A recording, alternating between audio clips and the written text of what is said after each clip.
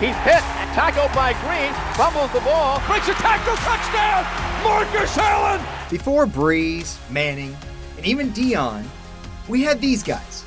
The first free agent class of the modern era.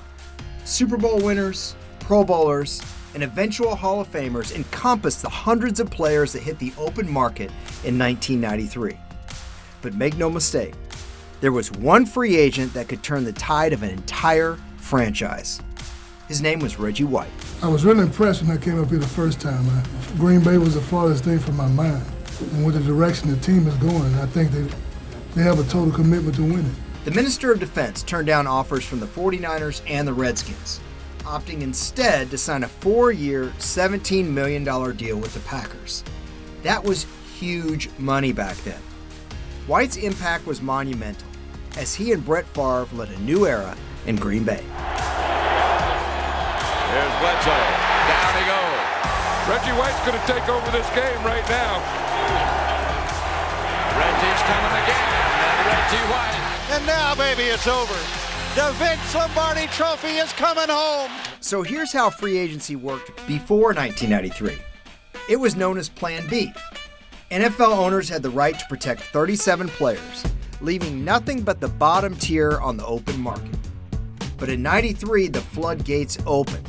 Any player with an expiring contract and at least 5 years of experience had the freedom to sign with another franchise. But here was the caveat. Each squad could franchise tag one player with an expiring contract. That meant that stars like San Francisco's Steve Young and Kansas City's Neil Smith were off limits.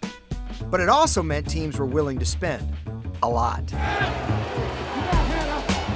Downfield throw. Intercepted.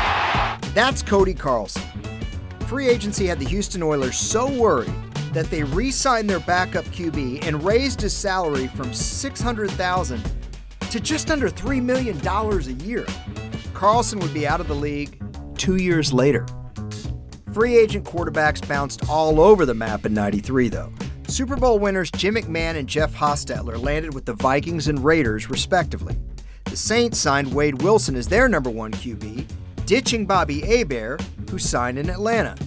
Meanwhile, after the Cardinals failed to trade for Joe Montana, they signed Troy Aikman's backup, Steve BEUERLEIN.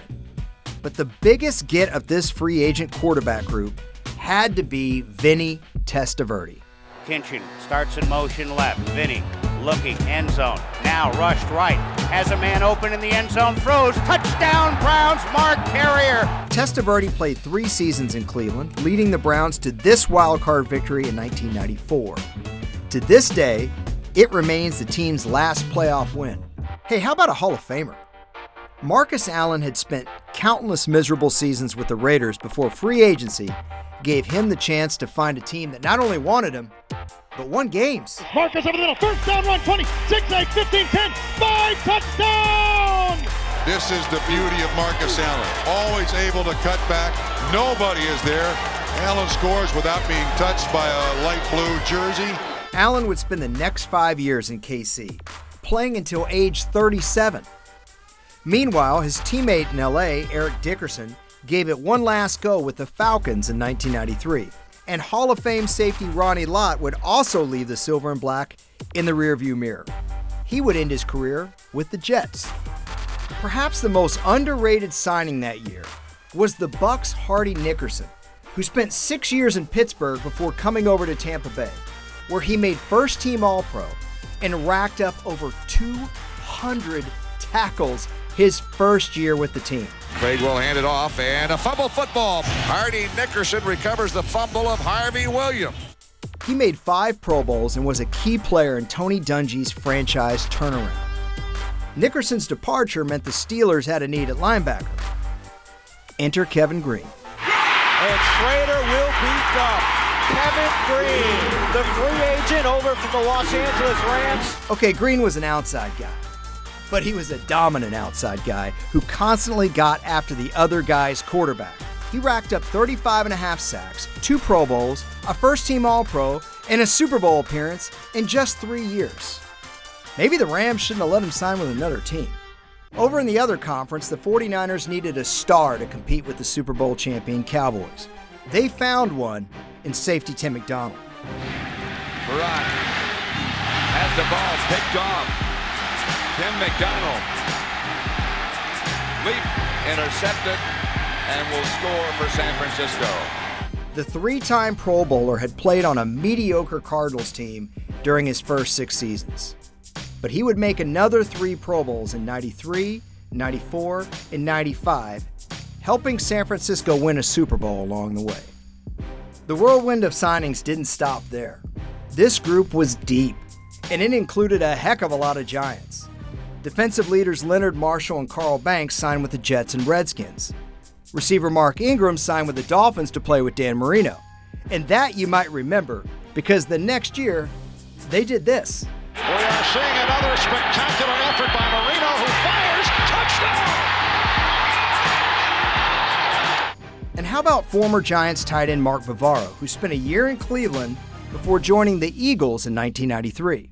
Shoots the ball to the near side for Clark. He made the catch and scores! Holy smoke, what a great play by Clark! We already mentioned that the Cardinals went out and got one of the hottest names on the quarterback market in Steve BEUERLEIN. Well, they also broke the bank for veteran receiver Gary Clark. The former Redskin enjoyed an ultra-productive 8-year tenure with Washington prior to taking a $6 million contract with Phoenix. He played just 2 years in the desert. Hey, we're forgetting something. What about all the players that re-signed with their teams that offseason? Lawrence Taylor, Phil Simms, Charles Haley, Carl Mecklenburg. These were wild times in the NFL because these were first times in the NFL. Open free agency had never been done like this in the National Football League. You had backups making huge money, a whole cadre of quarterbacks changing teams, and you had the best defensive player of all time, arguably, signing with Green Bay. That's what happened in 1993. And then the next year in 94, the salary cap came in, and here we are.